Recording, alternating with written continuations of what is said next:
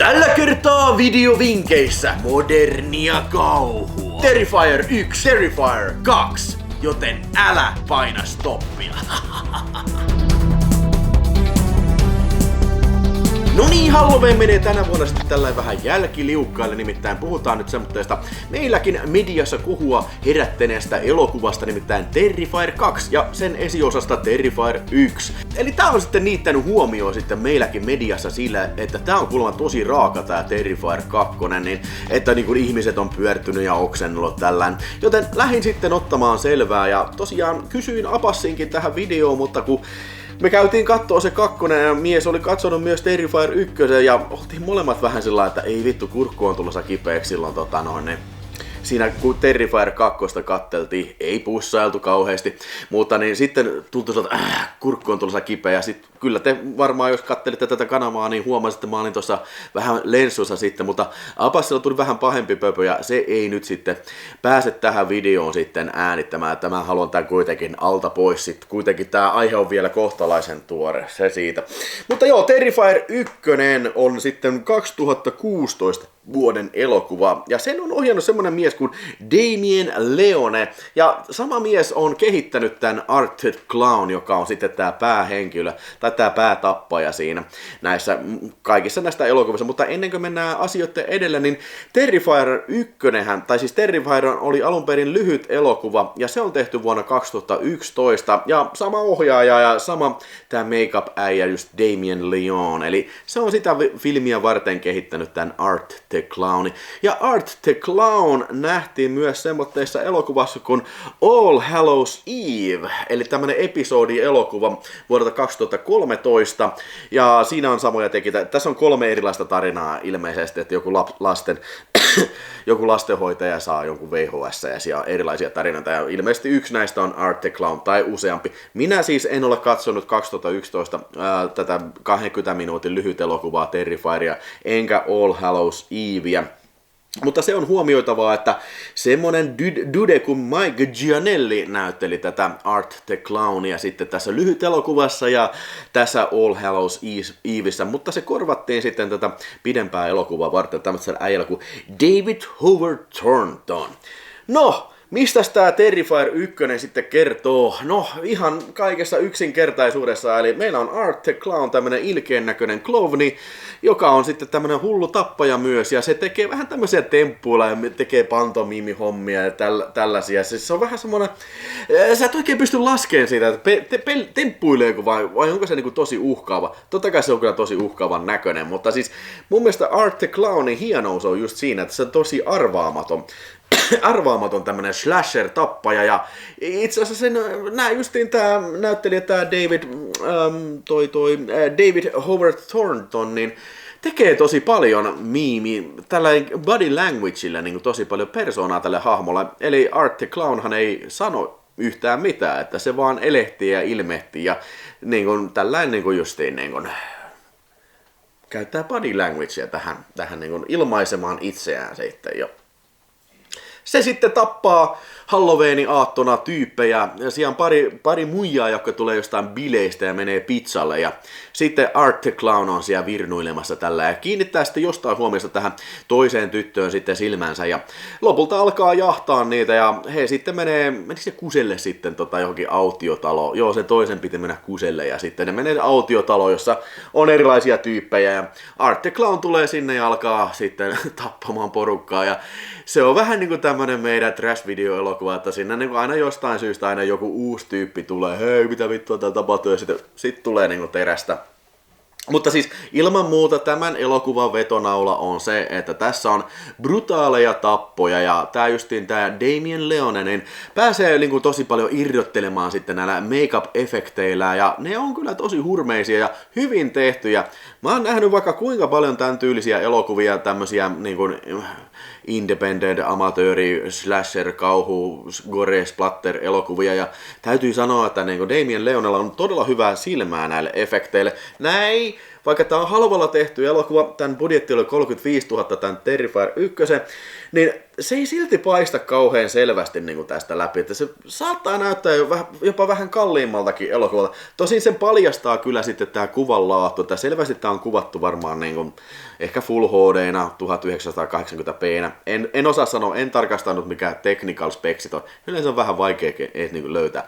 Mutta kiitos siitä, että myös Damien Leonella on hyvää silmää niin kuin tämmöiselle visuaalisuudelle, eikä ole lähetty niin kuin tämmöiseen postmoderniin, tämmöiseen niin kuin, ilvehtimiseen, siis sellaista itsetietoiseen ja vähän niin kuin satiiriin, niin kuin, alettu niin kuin parodioimaan. Koska selvästi tämä Terrifier 1 on niin kuin tämmöinen moderni Grindhouse-elokuva, aina musiikkia myöten. Siitä piti sanoa, että musiikit on tehnyt semmoinen jäbä kuin Paul Wiley. En mä tiedä, onko se joku ohjaajan kaveri, mutta siis todella hyvät tämmöiset niin kuin dark synth-musiikit, syntikkamusiikit, mikä sopii kuin todellakin nenäpäähän tähän elokuvaan, tai pitäisikö sanoa vaikka niin kuin puukkopäähän nimittäin. Todella hyvä tunnelma. Ja mun mielestä se kuva on juuri oikealla lailla käsitelty, että se niin kuin, tarjoaa sen semmoisen Grindhouse-synkkyyden, eikä ole käytetty mitään sellaista keinotekoista filmifiltteriä tai videofiltteriä, ne niin kuin vituttaa yli kaiketa. Niiden aika on kyllä jo ohi. Tunnelma on kohdillaan, tää etenee hyvin, siis kaikki näin. Tehosteet on hyviä, mutta tässä on vaan se pieni ongelma, että siis tässä ei ole mitään muuta. Tää on 80 minuuttia, siis sitä, että eri tyyppi tulee ja sit se tapetaan. Siis mun täytyy katsoa jo kelloa, että hei hetkinen, kauan tää oikein kestää. Ihan oikeesti, tässä ei ole mitään muuta. Paitsi ehkä tää justiin alun se niinku TV-haastattelukohtaus, missä on se edellisen vuoden selviytyjä tästä murha-aallosta ja se niinku haastattelija vittuilee silleen ja sit se tappaa se. Tämä epämuodostuneen naaman omaava henkilö tappaa se haastattelija. Se on vähän niin kuin tuntuu päälle liimatulta, mutta palataan tähän myöhemmin sitten. Niin se on ainoa niin kuin se, mikä tästä niin kuin vähän poikkeaa tästä tarinasta. Eli Art the Clown saapuu taloon ja alkaa tappamaan. Siellä on niin kuin huoltomiestä, hullua naista, sisko, joka tulee sinne paikalle ja tästä ei jää mitään muuta oikeasti käteen kuin nämä tappokohtaukset. Mun täytyy sanoa, että ne oli pätevästi tehty, mutta ainoastaan yksi niistä paistoi niin oikein erityisellä julmuudella niin edukseilla. Se oli se, kun se toinen näistä tytöistä tapetaan. Se on silleen pistetty, niin kuin, kuten joku teurastettava eläin, pistetty hajari, tiedätkö, niin jalat, niin kuin, tiedätkö, niin kuin, jalat levällään, niin kuin, rivat levällään niin sanotusti, katosta roikkumaan näin pää alaspäin ja sitten Art the Clown ottaa maalata saha ja alkaa sahaan siitä niin kuin, tiedätkö, suoraan niin kuin, kyllä te tiedätte mistä alaspäin sitten, ja se sahaa koko muija halki siitä. Se oli aika niin kuin, nyt täytyy sanoa, että okei, tässä oli kyllä yritystä. Ilman muuta ollaan niin kuin, hyvin kaukana niin kuin semmoinen, mikä on soveliasta R-ratingin puitteissa. Ja tämähän on julkaistu sitten, onko se joku Shudder, näitä tämmöisiä kauhukanavia, jotain suoratoistokauhuun erikoistuneita suoratoistopalveluita. Mulla ei ole kauheasti niistä kokemusta, mutta siis julkaistu niin kuin unratedinä, eikä ole elokuvateatterissa ollut yhtä. Ja on saavuttanut hirveätä, siis vähän niin kuin kasvavaa mainetta tällä. Ja sittenhän, kyllä kun aika oli kypsä, niin mentiin sitten jatko-osaan. Mutta hei, jos paketoidaan Terrifier 1, niin siis tämä on nimenomaan tämmöinen lyhyt elokuva, mikä on venytetty pitkäksi 80 minuuttiseksi elokuvaksi, että en mä tiedä. Niin kun, mä en ole nähnyt sitä 2011 vuoden 20 minuuttista lyhyt elokuvaa, mutta mä oon melko varma, että se just tämmöinen sisältö toimii semmoisena lyhyt elokuvana paljon parempi. Itse asiassa mun piti alun perin sanoa tästä, että niin kun, joo, tää tuntuu niin kun lyhyt elokuvalta, mikä on venytetty pitkäksi elokuvaksi, mutta en tiennyt silloin vielä, että tästä oli vielä niin kuin se alkuperäinen lyhyt elokuva, joten they got no excuse, että niillä on ollut hieno konsepti, aletaan tekemään pitkää elokuvaa, mutta oikeastaan ei sinänsä ehkä niin kuin kässäriä, että niin kuin, toiset tykkää, on hirveän iloisia siitä, että ei ole mitään sisältöä, ja enkä mäkään nyt välttämättä aina niin kuin sisältöä vaadin mättöön, mutta kyllä mä tässä kohtaa jäin kaipaamaan, että saakelit olisi siistyä, jos niin tässä olisi vähän muutakin kyllä, koska hahmo on hyvä, Art the Clown ja tunnelma on hyvä, ja näin. Mä annan 3 tähteä Terrifier 1 ihan sen takia, koska mä oon tämmönen, tiedätkö, arvostan kuitenkin siis tämmöisiä niin kuin, tiedätkö, independent elokuvan tekijöiden effortteja ja sitä, että niin kuin on oikeasti tyhjästä pienellä saatu niin kuin ison näköinen elokuva ja näin, että niin kuin kolme tähteä. Siinä on se yksi niin kuin independent, tiedätkö, tämmöinen yksi tähti independent plussaa tulee tästä sitten, semmoinen Terrifier. Mutta sittenhän kyllä tosiaan, koska aika oli kypsä ja sitten alettiin tekemään, sama ohjaaja Damien Leone alkoi sitten työstämään tätä Terrifier 2, joka sitten vihdoin tänä vuonna sai sitten ensi-iltansa. Tähän kärsi tosi paljon tämä Terrifier 2-tuotanto tästä COVID-pandemian aiheuttamasta niin kuin, siis siitä, ettei voi olla niin kuin, tiedätkö, samassa tilassa ja tällä, että tämä ilmeisesti myöhästyi niin kuin vuodella parilla sitten sen takia, ainakin vuodella. Mutta lopulta nyt pääsi elokuvateatteriin ja sen verran se keräsi mainetta tuo ulkomailla, että jopa meilläkin se nähtiin sitten niin kuin hyvin pienessä levityksessä. Eli tosiaan tätä nauhoittaessa, kun tätä puhun, niin viime viikon maanantaina käytiin tuo ei Hervanan kinoissa, vaan siis Pirkanmaan elokuvakeskuksessa elokuvateatterin Niagarassa käytiin Apassin kanssa katsomassa tää kakkonen. Ei ollut subtitleja, ja siis jostain syystä se vaan niinku saatiin näyttää sinä maanantaina, ja Night Visionsa se sitten tuli vähän myöhemmin sitten, niinku, en tiedä mikä siinä on sitten, että varmaan joku erikoisoikeus tai joku suoratoisto erikoisluvalla. I don't know, mutta anyway, puhutaan Terrifier 2. Eli tässä siis koko pakka menee ihan uusiksi, eli se jatkuu siitä about, kun ykkönen loppuu, eli siellä ruumishuoneella, mikä muuten by the way, siellä ykkösessä näytti ihan jonkun autotallilta. Tässä se oli vähän peitelty sillä, että se oli joku semmonen, tiiäksä, tuliko se jostain telkkarissa pyörin, että se ei näytä niin selvästi, että se on autotallilla. Mutta meidän ensimmäinen murha nähdään hyvin nopeasti ja se pistää kyllä luut kurkkilta. Siinä tosiaan tämä Art the Clown hakkaa vasaralla ja ihan murskaa niin kuin paljain käsin sen yhden ruumiin avaajan pään ihan tohjos, silmät lähtee ja aivot lähtee irti tällä. Siinä hyvin käy ilmi se, että mikä tässä filmissä on pelin henki, eli siis erittäin tämmöisen silmittömään väkivaltaan ja raakaan goreen tämäkin elokuva kyllä keskittyy. Tässä ei ole mitään sellaista pehmentävää tai keventävää aspektia tässä tapossa, vaan tää on siis ihan brutaali, raaka ja siis sellainen kivuliaan näköinen tappo kyllä.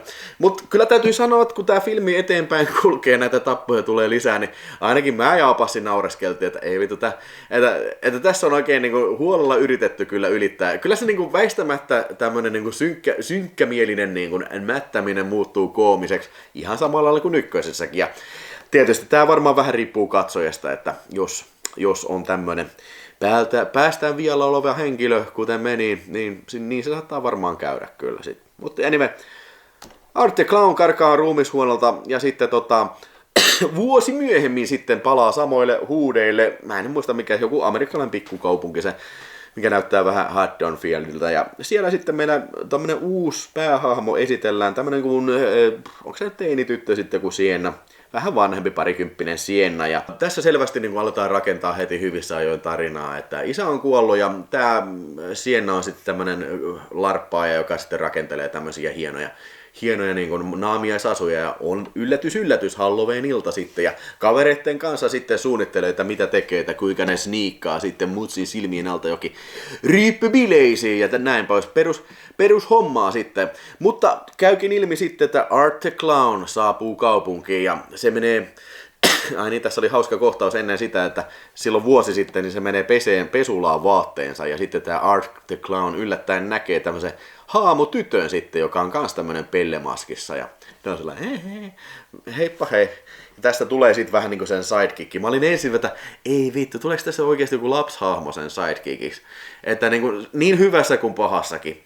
Juoni etenee ja sitten käy ilmi, että tämä isä on ollut vähän psykopaattinen sitten kanssa ja piirrellyt tästä Art the Clownista juttuja. Voiko sitten olla tämmönen, joku tämmönen psyykkinen side sitten tällä Art the Clownilla ja tällä perheellä, varsinkin tällä Siennalla. Mutta tunnelma alkaa todellakin tiivistyä, kun ryyppybileet alkavat sitten ja Sienna menee sinne bailaamaan tällä ja samaan aikaan Art the Clown käy hyökkäämässä sitten siellä kaverin tykönä. Ja sitä ennen me ollaan nähty Art the Clown tuolla Halloween kaupassa sitten, joka ihan hauska kohtaus siinä, kun se myyjä alkaa vittuilla sitä, hei mennäänkö sä ostaa nää satana mulkku, niin sitten se menee siihen ovelle ja sitten pistää sen closed-kyltin tällä ja sitten alkaa mättäminen, että joo. Juman kautta siinä oli yksi aika todella groteski murhaava siinä keskivaiheella tässä elokuvassa, missä tämä yksi Siennan kavereista tapetaan sitten. Sitä viipaloidaan oikein huolella siellä makuuhuoneessa. Ja sitten se on oikein semmoinen kunnon animatronics nukke tehty sinne, mikä kiljuu. Sekin mua nauratti, että okei, tämä muija kiljuu vielä, vaikka se on silpattu melkein ihan luihin asti, että silti se kiljuu. Just tämmöiset asiat tekee sitä niin synkän, että se on jo alkaa, niin groteski, että se on jo hauska kyllä.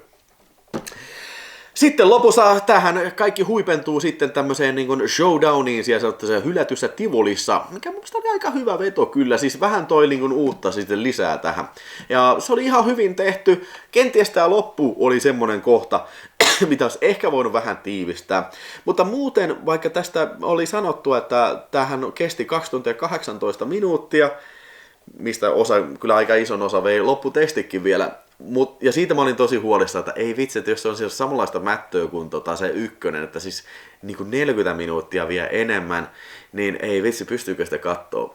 Mutta jostain kumman syystä ihan yllätyin itsekin, että mulla ei tullut missään vaiheessa mieleen sillä lailla, että ei vitsi, että tää kyllä tuntuu pitkältä. Ehkä siinä lopussa katoin kelloa, että okei, että kauankohan tää on mennyt, okei, hienosti jo yli 2 tuntia, että näin. Tässä on varmasti loppukähy jo käsillä, mutta todella, mun mielestä todella hyvä suoritus se, että noinkin pitkä elokuva, slasher-elokuva, ainakin mun mielenkiinnon piti noin hyvin otteessa. Mä olen vilpittömästi yllättynyt tästä, koska yleensä mä oon se mulkku, joka aina haukkuu sitä, että ei vittu, 100 minuuttia, 110 minuuttia, mitä tässä tapahtuu näin. Verrattuna vaikka Halloween Endsiin. Niin, siis sehän oli, oliko se joku vähän alle 2 tuntia tai jotain semmoista, niin siis siinä mä katsoin jo vittu 20 minuuttia, ei vittu, imekään vittu, 20 minuuttia vasta mennyt, vittu tää on paskafilm. Niin siinä se todellakin tuntui todella pitkältä, mutta tää kyllä mun mielestä ei tuntunut pitkältä, niin kuin sanoin jo, siis wow, bravo, mikä suoritus. Murhat on todella brutaaleja. Tää jätkä kyllä, Damien Leone osaa tehdä efektejä ja hän osaa myös kuvata omia efektejä. Vaikka ne on selvästi, nämä ei ole mitään Stan Winston efektejä kuitenkin, mutta missään vaiheessa nekään ei tunnusta tätä Troma-halvalta efekteiltä. Ei todellakaan, vaan siis ne on hyvinkin vakuuttavia settejä kyllä. Ihan kautta linja ja tää viipalokohtauksen lisäksi tulee mieleen se, kun lopussa puukotettiin yhtä jätkää varmaan 10 kertaa munille ja revittiin kikkeli irti, niin siinä oli kans mun mielestä sellainen tekemisen meininkiä oli kyllä todella tekemisen meininki oli siinä kohtaa kyllä vahvana. Joo, musiikit on jälleen tehnyt Paul Wiley ja täytyy sanoa, että tässä on vielä paremmat oikein kunnosotteet synthwave-musiikit, ja siis oon kuunnellut parikin kertaa jo tän soundtrackin, se löytyy YouTubesta, niin oon kuullut parikin kertaa sen läpi, ja siis todella hyvät musiikit, tää on semmoista musaa, mitä mä normaalistikin kyllä tykkään kuunnella, todella hyvin sopii tähän, luo hyvää tunnelmaa, brilliant, että lisää tämmöstä elokuvissa pitäisi käyttää, ja siis tää mun mielestä vaikka tämä on lähtökohdat voisi olla tosi kliseiset, niin silti mun mielestä tämä ohittaa hyvin kaikki tämän tyyppisen elokuvan sudenkuopat meinaa.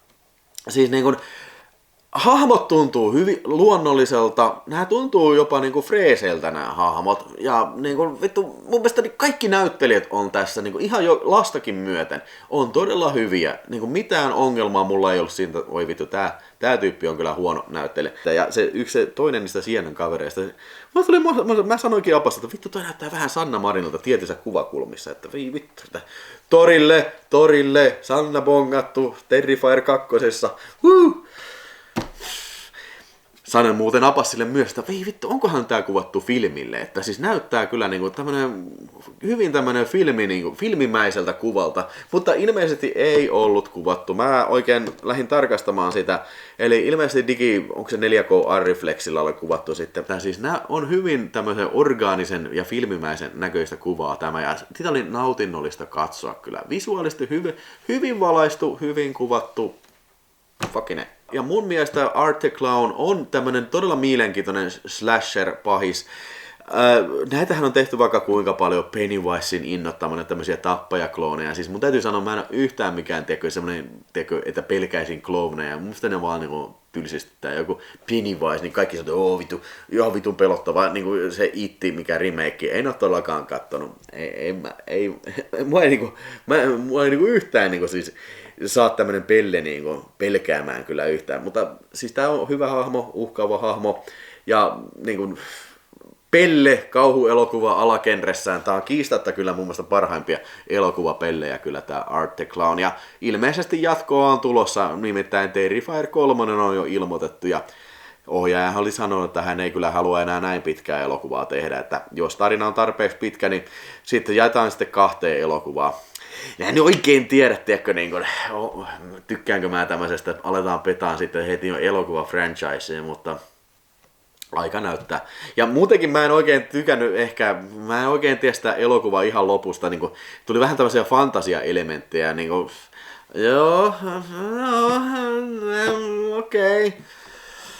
Menköön nyt sitten, mutta enpä kyllä ihan noin tiedätkö, niin kun, tommosia juttuja. En nyt viitti spoilata sitä sitten, että mitä siinä on, mutta niin kun, ihan noin, niin kun, tiedätkö, fantastisia elementtejä odottanut ihan loppuun, mutta katsokaa itse ja niin kuin miettikää sitten, mitä mieltä siitä olette. Jep, hei, tää oli hyvä. Mä tykkäsin tästä paljon enemmän kuin siitä alkuperäisestä. Tässä oli sisältöä paljon enemmän, tässä oli vieraampia tappoja, hyviä näyttelijöitä, vielä parempaa musiikkia, paremmin kuvattu, kaikki oli parempaa. Pituus, no en mä tiedä mitä mä olisin sitä jättänyt pois, niin kun, ehkä justiin sekin oli palannut siihen se epämuodostunut naamatyyppi ykkösestä, niin mä vähän ihmettelin, miten sitä raahataan tässäkin, mutta kyllä se siinä lopussa selviää sitten, eikä sitäkään mennä spoilaamaan tässä videossa sitten sen enempää, mutta niin kun, ehkä vähän tyhmä idea. Sen olisi jättänyt kokonaan pois, se olisi lyhentänyt ehkä, en mä tiedä, 5 minuuttia. Kai sieltä täältä olisi voinut vähän trimmailla, mutta pointti oli se, että mä en kokenut tätä tylsäksi elokuvassa, enkä pitkäveteisiksi elokuvassa. Viihdyin koko ajan. Ja kyllä, voisin suositella tätä. Tuleeko tää katsottua uudestaan? Kenties. Tuleeko tää hommattua omaan hyllyyn? Niin ehkä.